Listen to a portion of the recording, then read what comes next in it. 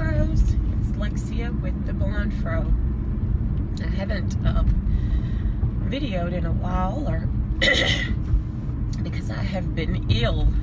I live in Texas, for those of you that don't know that, and we've had this terrible string of the flu and all kinds of other stuff going on, and I was stricken with something. I don't believe it was the flu, but something long enough to keep me down and keep my voice a little crazy, so I didn't want to attempt to video. But I did want to address some of the issues that you guys have been inboxing me about, and I appreciate that more than you know. It makes me feel really good that my transparency is not in vain, that I am not pouring out my story and this journey of recovery in vain. So I appreciate your comments and inboxes more than you know. They really do keep me going, so thank you for that. But what I wanted to address today is people asking me, is fear a form of depression? Is insecurity a form of depression? And I don't know the answer to that. I really don't. But I know that when I became depressed and realized that I was depressed, I started to notice that all of those other emotions and feelings started to come into play. When I became depressed and I started to break down, I started to feel very, very insecure, very paranoid, very fearful of everything. Everybody was against me. I wasn't good enough. I wasn't pretty enough. I couldn't work hard enough. I just lacked in every area in my mind. Although I was the same person I've been since I've been. But there was something about that time, that period, in that moment that makes you feel like nothing you do is good enough. You feel guilty about not being good enough, and that's where the insecurity sets in. And so, yes, I don't think those are forms of depression, but I think they are respondents to depression. I think they are some of the side effects of depression. I guess that's the best way to put it. I have finished my last session of therapy as far as group therapy, so now I am beginning individual therapy again with my counselor, with my therapist. And so I'll ask the next time I go. I always want to have a clear and concise answer for you guys, because this morning I was cleaning my closet, and I picked up a pair of boots that a dear friend of mine, Nicole, had worn to church one day, and I just loved them. I fell in love with them, and she told me where to get them, and I hunted them down and found them in New York. And I picked them up this morning, and I just began to weep. My dear friend Nicole took her life some years back because she was suffering from depression. She lost a baby,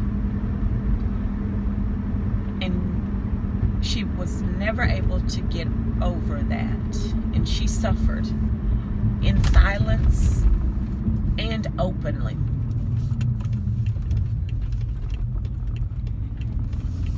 And I couldn't do anything for her at that time.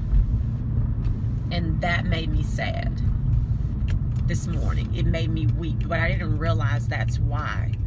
But I was weeping this morning because I realized now I know what that felt like for Nicole. Now I've walked in her shoes. Not that I've lost a child, but depression can make you feel so hopeless. So hopeless. And I've answered this question before. People also ask me, have you ever wanted to take your life? Have you ever attempted to take your life? No, I haven't. Thank you, by the grace of God. I have never.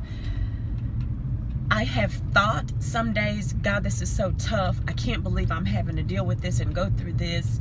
It would be better if I could just go to sleep and not wake up anymore. And so maybe I've had thoughts of just going away, but I've never actually thought and planned out how I would take my own life, and I certainly haven't attempted, certainly by the grace of God covering me, because there have certainly been some times where I have felt that hopeless. And so I get it now. But I was sad and weeping this morning because I couldn't save my friend. She reached out to me and she told me how she was feeling.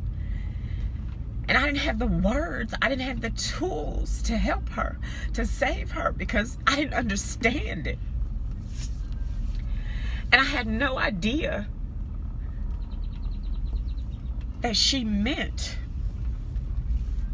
her words to me exactly were, Lexia, some days I just think of taking my own life and hoping that God will forgive me and let me go to heaven with my baby.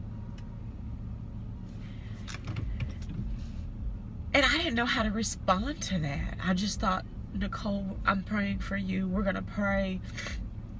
We're not going to let this enemy attack us. And I just remember thinking, she'll be okay. It's Nicole. She'll be okay. She's beautiful. She's got her whole life ahead of her. Why would she want to take her own life? She's just sad. Oh my God, little did I know, she was so much more than sad. She was hopeless. And I couldn't save her. But now, if I had that opportunity again, I would be able to help her. I would have the tools to get her to the right people, get her checked in, go and sit with her, and take her words so much more seriously. And that's really all I want to say to you guys today is, when you hear someone crying out to you like that, even if you think they're putting on, even if you think they're exaggerating, even if you think they're being overly dramatic, please, please listen and do your best to try and get them some help. Because you never know. You never know. And so I just wish I had the opportunity now to speak to my friend Nicole and tell her what I know now and what I've experienced. God bless you, Nicole. God bless you, friend.